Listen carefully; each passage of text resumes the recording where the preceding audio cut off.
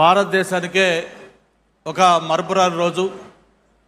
మనకి ఏదైనా ఒక చిన్న సమాచారం కావాలన్నా, లేదు ఒక డౌట్ వచ్చినా, ఏ విషయం మనకు తెలుసుకోవాలన్నా మనం ముందు చూసేది గూగుల్.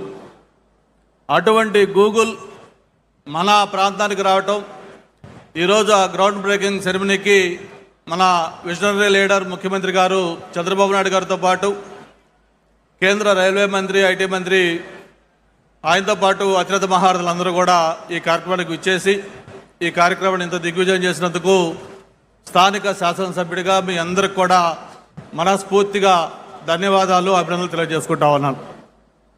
విశాఖపట్నం ఒక సిటీ ఆఫ్ డెస్టినీ, ఒక హ్యాపెనింగ్ ప్లేస్, ఒక ఫైనాన్షియల్ క్యాపిటల్, ఏషియాలోనే ఫాస్టెస్ట్ గ్రోయింగ్ సిటీ. ఏదైతే గూగుల్ చీఫ్ సుందర పిచ్చయ్య గారు చెప్పినట్టుగా ఒక అందమైన కోస్టల్ సిటీ, అటువంటి కోస్టల్ సిటీలో outside America $15 billion investment తోటి ఒక గిగావాటు ఇది ఇక్కడ డేటా సెంటర్ పెట్టడం అనేది బహుశా నాకు తెలిసి ఆఫ్టర్ ఇండిపెండెన్స్ భారతదేశంలో ఇంత పెద్ద మొత్తంలో ఎఫ్డిఐ ఒక ప్రాంతానికి రావటం మొట్టమొదటిసారిగా ఇదే అని చెప్పి అందరూ అనుకుంటా ఉన్నాం. అటువంటి ఒక హిస్టారికల్ ఈవెంట్కి ఇది వేదిక కావటం, మరి అందరూ కూడా పాల్గొనేందుకు మరొకసారి మనస్ఫూర్తిగా ధన్యవాదాలు తెలియజేసుకుంటూ, మామూలుగా గౌరవ ముఖ్యమంత్రి గారు కానీ, లేకపోతే యువ నాయకులు లోకేష్ బాబు గారు కానీ, వేదికపైన ఇతర పెద్దలందరికీ కూడా తెలిసిన విషయమే, ఏదైనా ఒక విజన్ ఉంటే దానికి యాక్షన్ కానీ తోడైతే అది ఒక reality. Vision with action can change the world. ఆ యాక్షన్ కానీ లేకపోతే అది కేవలం ఒక థియరీగా ఉంటుంది.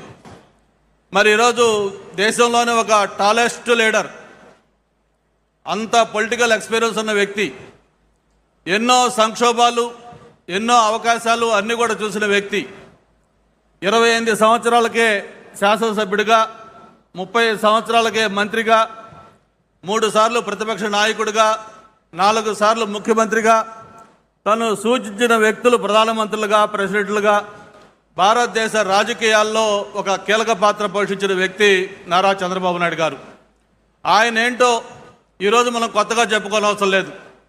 ఎవరైనా ఉమ్మడి ఆంధ్రప్రదేశ్లో హైదరాబాద్ నగరానికి వెళ్తే ప్రతి ప్రాంతంలో, ప్రతి చోట కూడా చంద్రబాబు నాయుడు గారి ముద్ర స్పష్టంగా కనిపిస్తూ ఉంటుంది. అది ఒక అంతర్జాతీయ విమానాశ్రయం కావచ్చు, లేకపోతే ఒక ఓఆర్ఆర్ కావచ్చు, లేకపోతే ఒక జినోమ్ వ్యాలీ కావచ్చు, లేదు ఈరోజు ఏదైతే ఒక సైబరాబాద్గా తెలంగాణ ప్రాంతానికి అత్యంతగా ఇన్కమ్ తెచ్చే గ్రోత్ ఇంజిన్గా ఉన్న సైబరాబాద్ కావచ్చు, ఇవన్నీ కూడా మనకి చరిత్ర చూపిస్తున్న సాక్ష్యాలు.